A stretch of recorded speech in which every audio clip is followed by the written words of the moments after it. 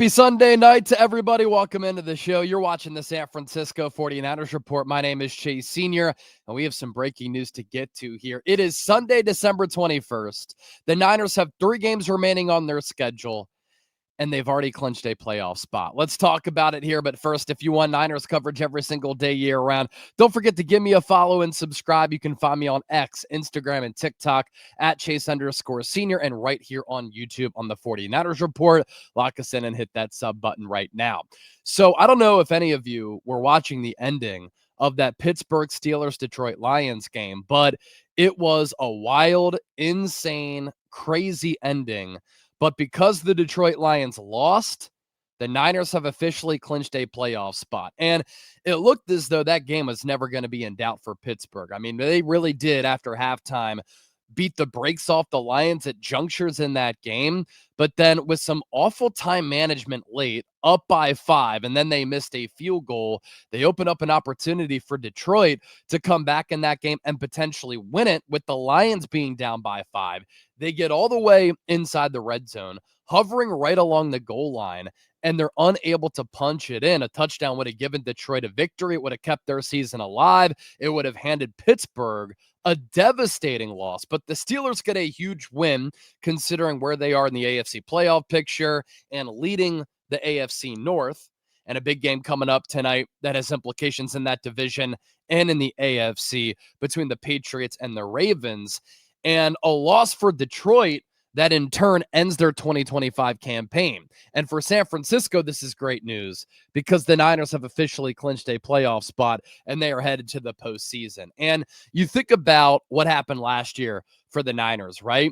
Made it to the Super Bowl in 2023. And then everything that could have gone wrong for San Francisco in 2024 went wrong. The Brandon Ayuk contract negotiation went awry. It was messy, and look at where we are now. He's posting videos on YouTube of him potentially going over 100 miles per hour in a Cadillac past Levi's Stadium, and he's been in the witness protection program, missing from the team for over a month, according to Kyle Shanahan. But also there was the Trent Williams contract situation, the Christian McCaffrey contract situation and injury. And he ended up only playing 4 games. The Niners were losing players left and right. They played in a bunch of close games, and they weren't able to close the deal. And San Francisco, a year after losing the Super Bowl in heartbreaking fashion, in which they entered 2024 as Super Bowl favorites, went 6-11. And it was highly disappointing. And then this offseason, the Niners had a little bit of a hybrid rebuild, more of a reset. They really wanted to get younger, build through the draft. They ate so much dead money, let go of so many marquee players, but then they get off to an awesome start. They go on the road week 1. They beat the Seattle Seahawks, game-winning drive for Brock Purdy in the final seconds, and then Nick Bosa with the strip sack of Sam Darnold, ball game there. You go on the road with Mac Jones as your quarterback because Purdy, it turns out, got hurt during that Seahawks game. You beat the Saints. Then in week 3, you beat the Cardinals, but in the process, you lose Nick Bosa to a season-ending torn ACL. And then a couple weeks later, you lose one of the best players in the history of your organization, one of the best players at his position in the history of the NFL, in Fred Warner. And at that time, if I would have told you that the Niners would lose Bosa for the year, lose All-Pro Fred for the year, and with 3 games left, they would clinch a playoff spot in one of the most wide-open years that we've seen in recent memory in the NFC and in the AFC, all across the NFL, really, a lot of us would have said, yeah, that would be pretty insane. But that's what San Francisco has been able to do. And now the Niners are 10-4. They control their own destiny with 3 games remaining. If they win out, they get the number 1 seed and home field advantage in the NFC, and the Super Bowl, Super Bowl 60, happens to be at their crib at Levi's Stadium.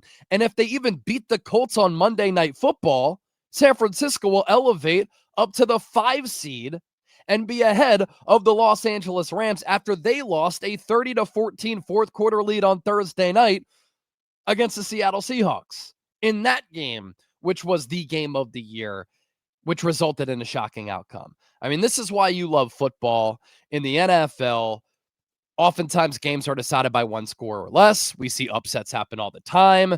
There is a lot of change year over year. It's a league of parity. A lot of teams go from worst to first, and we're seeing that this season. The Niners could go worst to first and win their division. New England Patriots could do it. Chicago Bears could do it. I'm trying to think how the Panthers fared last year, but they have an opportunity to win their division. And in maybe the best division in all of football, the NFC West, definitely the most competitive.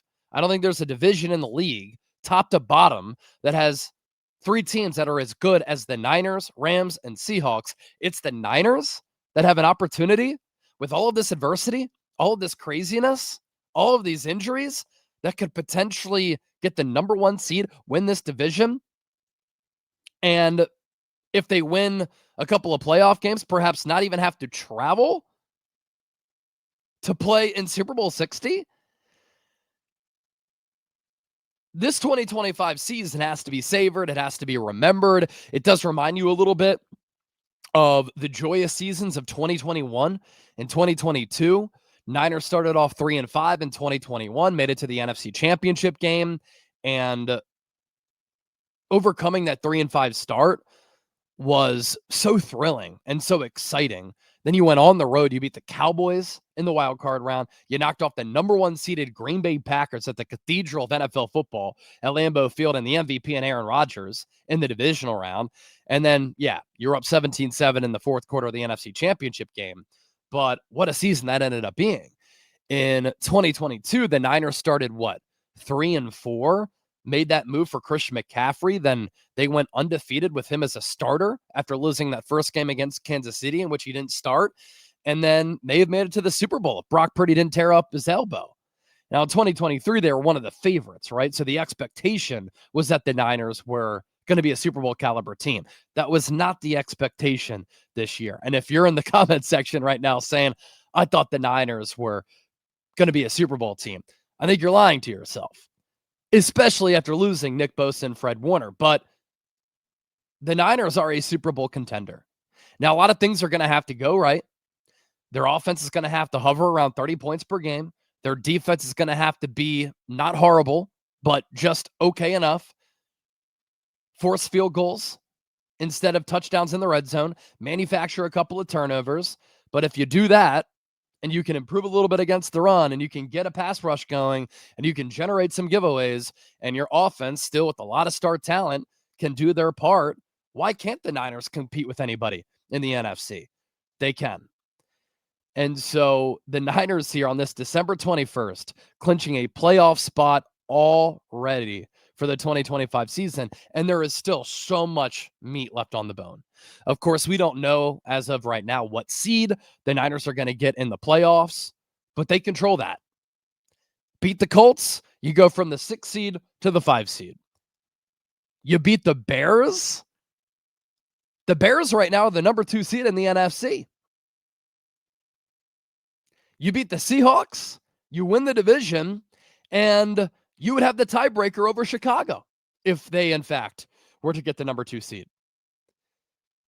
And you could still get the number 1 seed in the conference.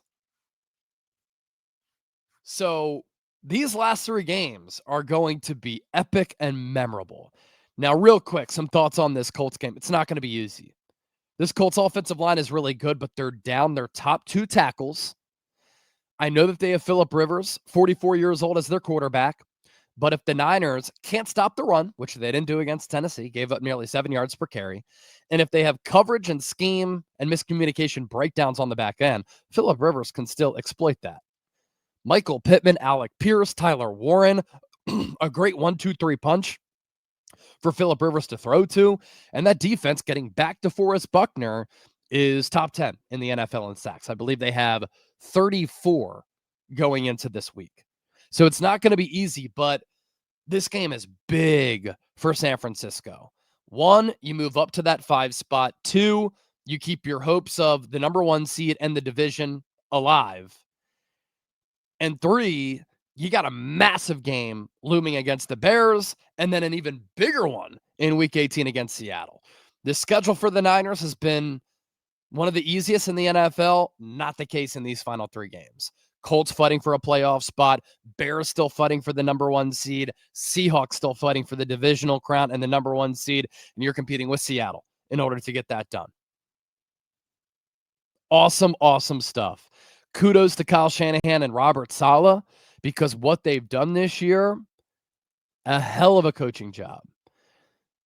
Credit to the players for still believing. When you lose a Warner and you lose a Bosa, a lot of teams would mail it in. When you're without Brock Purdy for 8 games, you'd probably say, season's chalked, man. It's just not our year. But the Niners kept fighting. Kyle Shanahan kept his team believing. That is a testament to the culture that he has been able to build and fortify. And in a way, we're only getting started here for San Francisco for the remainder of the 2025 season. Fans got to be loving this. Don't forget to hit that subscribe button. Second video of the day. I'll have a final preview for this Niners-Colts game out tomorrow morning. Then we'll be live for a watch party tomorrow night. Hope to see all the real ones there. And if you're still watching right now, give me a real one down in the comments section. San-FRAN-CISCO, playoff bound with that Lions loss to Pittsburgh, and still a lot left to accomplish for the Niners.